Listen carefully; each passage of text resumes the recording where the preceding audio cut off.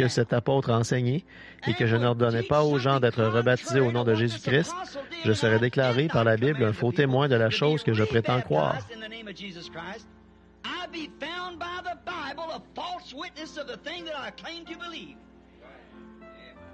Donc, je crois que le modèle a été donné.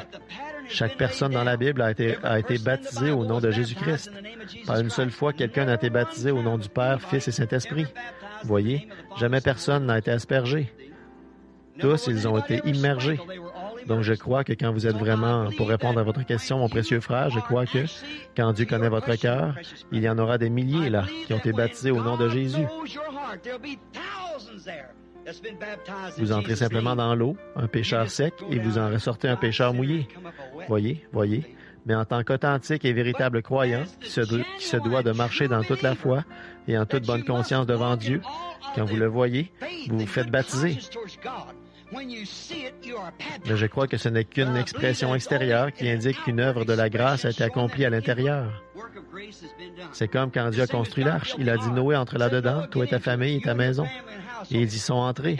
Maintenant, je crois que s'il n'y avait pas eu d'arche, là, Dieu aurait laissé Noé s'asseoir sur un tronc ou marcher sur l'eau. Voyez? Mais il avait fait une arche pour qu'il y entre, et c'était ça la manière de faire. C'était ça la voie pourvue par Dieu. Je crois que Dieu sauve un homme par grâce. Au nom de Jésus-Christ, par une expression extérieure, c'est ça la voie pourvue par Dieu pour y entrer. Puisqu'ils ont tous été baptisés de cette manière-là. Je ne condamne pas l'autre personne, mais c'est simplement, je pense que c'est ça. Ce n'est pas l'eau qui sauve l'homme, ça ne fait qu'indiquer qu'il a été sauvé.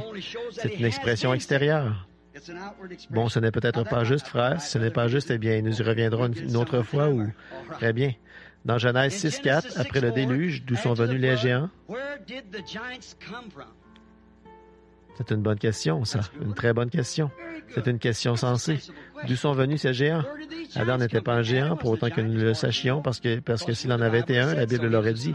Il n'était qu'un homme ordinaire. D'où sont-ils venus? Or, ce point-là en est une grande controverse. Et ceci vient de m'être donné.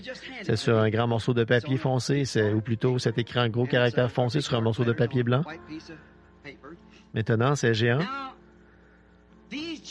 je crois que quelqu'un, il n'y a pas longtemps, c'était peut-être Joseph.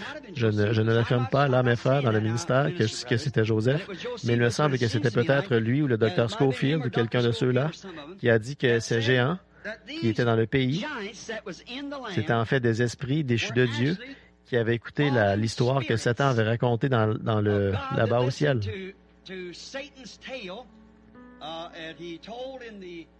Et que Michel, ils avaient essayé de déclencher une guerre contre Michel dans le ciel. Ils ont été chassés. Que ces fils de Dieu avaient vu les filles des hommes et que les géants qui étaient dans le pays en ce temps-là, c'était eux qui étaient entrés par leur force dans des chairs humaines. Si vous dites ça, vous faites de Satan un créateur. Vous ne le pouvez pas. Pas plus que le docteur Smith des Adventistes du 7e jour concernant le bouc expiatoire. Il a dit qu'il y avait un bouc il tuait 2 boucs le jour du sacrifice, le jour de l'expiation. Un bouc était tué et l'autre était libéré. Ensuite, il a dit que le bouc qui était tué représentait Jésus, le porteur de nos péchés, qui est mort.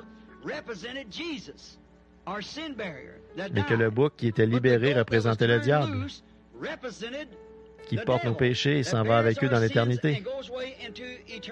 Maintenant, vous voyez, tout, à mon avis, si jamais ceci se retrouve chez un frère adventiste, sachez que je ne dis rien contre ce grand homme, le Dr. Smith. Oh, c'était un chrétien brillant, intelligent et très cultivé, un croyant. Mais vous voyez, à mon avis, ça n'a pas de sens. Quand vous faites ça, vous offrez alors un sacrifice au diable. Les deux représentaient la mort, l'ensevelissement et la résurrection de Christ. Il est mort pour nos péchés. Aussi, il a emporté nos péchés au loin. Les deux, c'était Christ.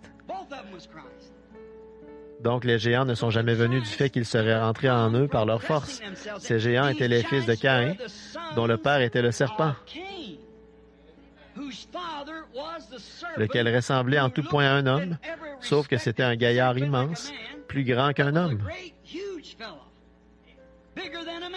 Et c'est de là que sont venus ces fils-là. En effet, c'étaient les fils de Caïn, puisqu'ils étaient cananéens du pays de Canaan. C'est de là qu'ils venaient. Et c'est là que Caïn était allé. Et c'était, vous voyez, ça prouve aussi la semence du serpent. C'étaient des gens d'une race complètement différente. C'étaient des semences du serpent. Voyez? Maintenant, cette question